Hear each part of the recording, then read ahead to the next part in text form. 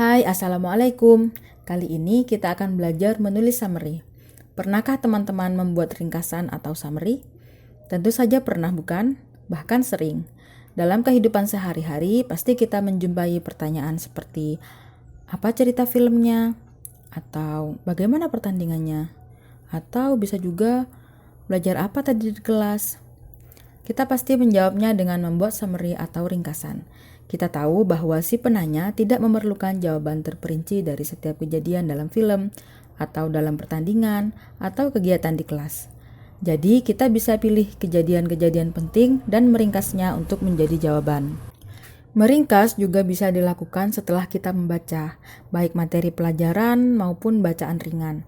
Teman-teman pasti masih ingat ketika masih sekolah di tingkat SMP atau SMA, guru seringkali meminta kita untuk meringkas materi buku teks yang dipelajari. Atau sebagai mahasiswa, teman-teman sering juga meringkas atau membuat summary dari materi perkuliahan atau modul agar mudah memahami isinya. Sekarang, bagaimana cara membuat summary? Untuk menghasilkan ringkasan yang baik, perhatikan langkah-langkah berikut.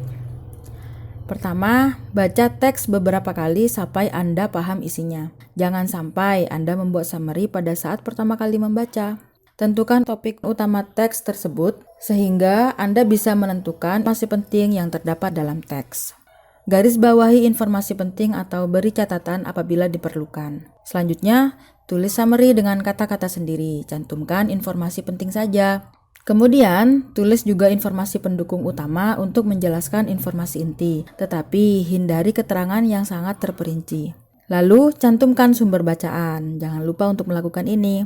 Yang terakhir, cocokkan summary yang Anda buat dengan aslinya untuk melihat keakuratan teks. Mari kita baca bersama teks pendek berikut. Language is the main means of communication between people. Bahasa adalah alat komunikasi antar manusia. But so many different languages have developed that language has often been a barrier rather than an aid to understanding among people.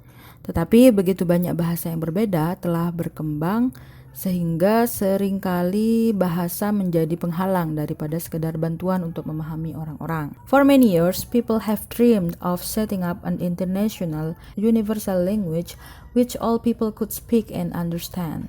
Selama bertahun-tahun, orang telah memimpikan untuk membuat bahasa internasional dan universal yang dapat diucapkan dan dipahami semua orang. The arguments in favor of a universal language are simple and obvious. If all people spoke the same tongue, cultural and economic ties might be much closer, and goodwill might increase between countries.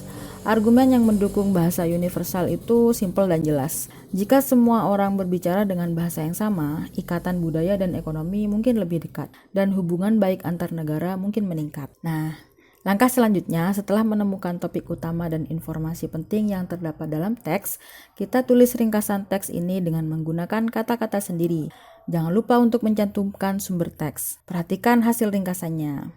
People communicate mainly through language. Orang berkomunikasi biasanya melalui bahasa. However, having so many different languages creates communication barrier. Namun, memiliki begitu banyak bahasa yang berbeda menciptakan hambatan komunikasi. Some think that one universal language would bring countries together culturally and economically and also increase good feelings among them. Beberapa orang berpikir bahwa satu bahasa universal akan menyatukan negara secara budaya dan ekonomi dan juga meningkatkan hubungan baik di antara mereka. Nah, bagaimana? Redaksinya berbeda bukan? Tapi pastinya konten tetap sama dong. Perlu dicatat, dalam menulis summary sangat disarankan bagi penulis untuk menggunakan kalimat berbeda dalam menceritakan isi teks, kecuali istilah-istilah yang sangat teknis. Selain itu, penulis juga tidak diizinkan untuk memberikan opini pribadinya tentang isi teks. Selanjutnya, mari kita pelajari bagaimana membuat summary dari teks yang lebih panjang. Bacalah teks berikut. Anda bisa tekan pause untuk membaca teks dengan seksama.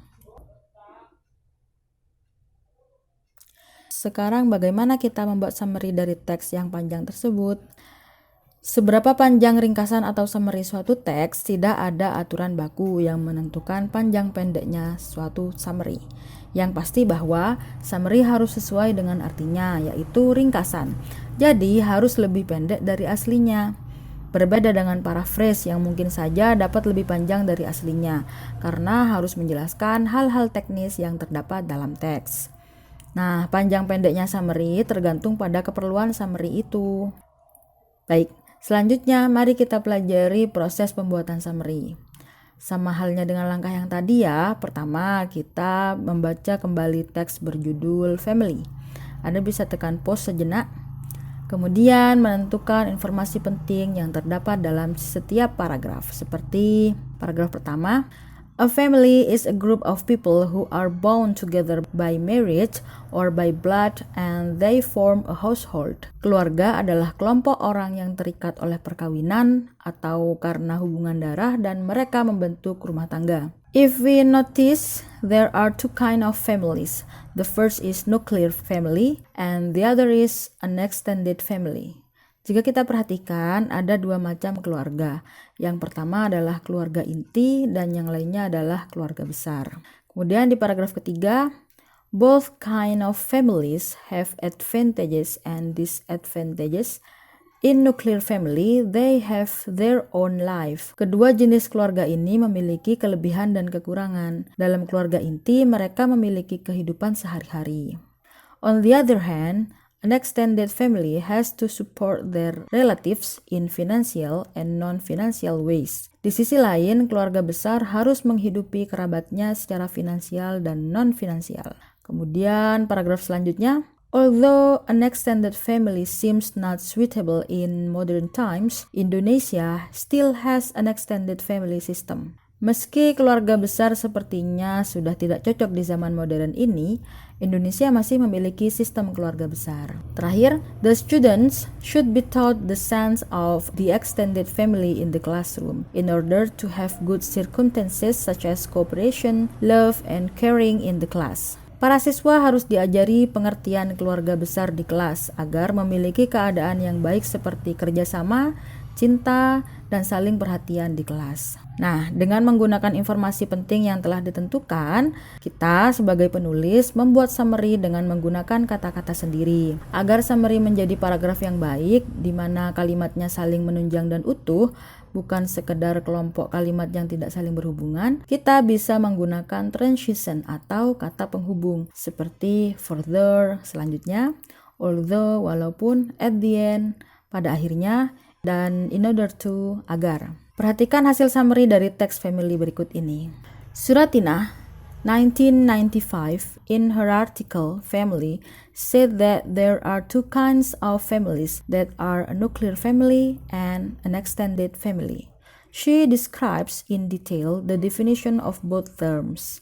Further, she tells us about the advantages and disadvantages of having a nuclear family and an extended family. She said that in Indonesia, an extended family still exists although it is not suitable in modern times. At the end, she concludes that the sense of family should be introduced and encouraged in school in order to get good environment in school.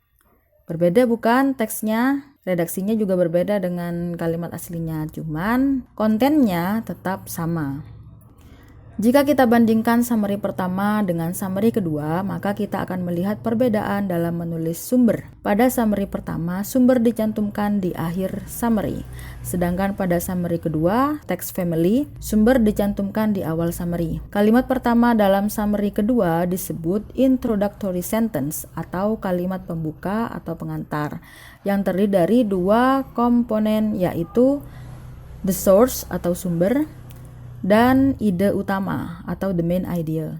Pada contoh, sumbernya adalah Suratinah 1995 in her article Family. Dan ide utamanya adalah there are two kinds of families that are a nuclear family and an extended family. Nah, kata kerja yang digunakan dalam introductory sentence ini, dalam contoh ada kata said, disebut reporting verb. Kata kerja lain yang dapat digunakan sebagai reporting verb antara lain describe, mendeskripsikan, discuss, mendiskusikan, state, menyatakan, present, mempresentasikan, explain, menjelaskan.